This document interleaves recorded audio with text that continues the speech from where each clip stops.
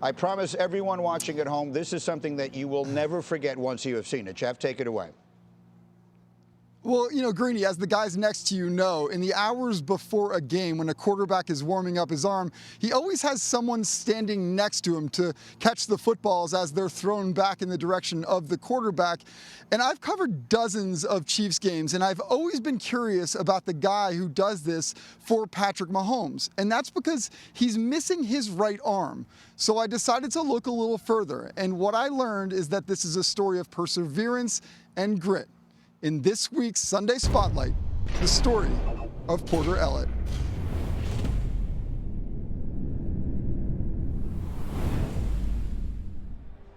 During warm-ups before each Chiefs game, the focus is often on Patrick Mahomes. But standing beside him is someone who inspires in his own way. He just came and started doing it. It wasn't like I asked him to do it. He just saw that I was catching the football and he took it upon himself. He was like, hey, I'll come catch if you want me to. Before every game since 2020, Chiefs assistant coach Porter Ellett and Mahomes have followed this same routine. Being a part of that world, of his competitive world, is really special. Of all the people to catch, it's like, yeah, let's have the one-arm kid catch.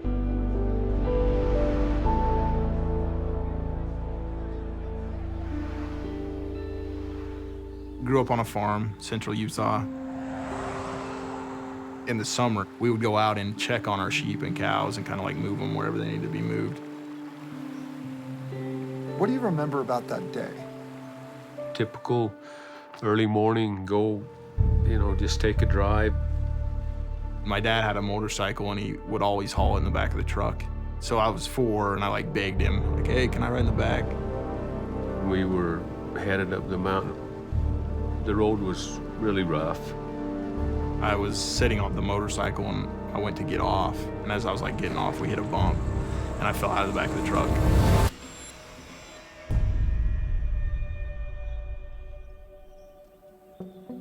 He hit his head on a rock. It tore all the nerves out of his right shoulder, and he had a brain bleed. They had to life flight me to Salt Lake. And I was really close to cutting one of the main arteries in my head and bleeding out. But then they did all this testing on my arm and realized I couldn't move it anymore. I thought, well, why did I let him ride in the back of the truck? All these scenarios, I was thinking I could have avoided that if I'd have just made different decisions. With his arm no longer functional due to the nerve damage from the accident, Porter's pursuit of a normal childhood proved challenging. Where were you in your mindset at that point? If I didn't amputate it, I thought that it would cause me to not progress. So I was like, all right, let's get rid of this. When Porter was 16, doctors amputated his right arm. Number 20, Porter Ellett. I came to the decision that, well, if they're gonna stare, they're gonna point, let's give them a show. Even with one arm, Porter became an all-state selection in both baseball and basketball as a high schooler. I used to love the first quarter of basketball games when I hadn't played people, because I don't guard you for a quarter. You put up 12 points and then, all right. Porter Ellett, three-point shot's on its way. Good. He was relentless, like shooting a basketball. A lot of kids would spend half an hour a day. Porter would spend 4. That's why I love sports, is because they saved me, really. After high school, Porter enrolled at Brigham Young University, where he got a job doing laundry for the football team and fell in love with his future wife, Carly. The Elletts settled in Salt Lake City, where Porter took a job at Goldman Sachs. He was at Goldman's for about a year when I realized that this is something I don't know that he can stick out and feel fulfilled in his career. So we were sitting down for dinner one night and I just asked him, what is it that you think about when you have nothing else you need to think about? And it was sports. How did you meet Porter? I met him actually through my son-in-law. And my son-in-law goes, man, this guy would be a great coach. He came out and visited one of the games. So I said, bring him over to the house after the game. So he came over and we talked.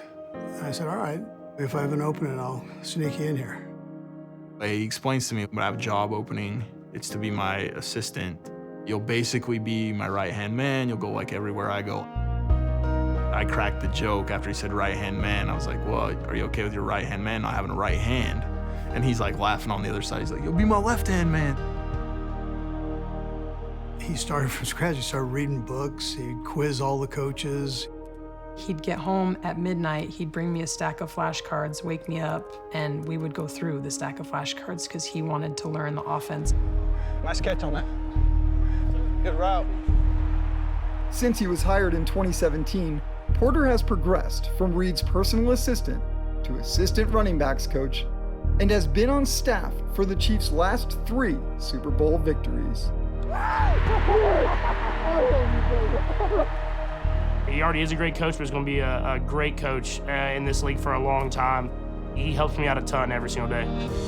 This kid from this middle of nowhere farm town in Loa, Utah, who suffered a horrible farming accident, only has one arm, is now next to arguably one of the greatest coaches in NFL history. What makes you most proud of where you are now? I don't know if I'm really like proud of myself, but I'm proud that I proved everybody who like bet on me right. Coach Reed doesn't have to answer questions about like, why would you ever hire a one-arm kid? Like he never has to answer that question. That's what I'm proud of.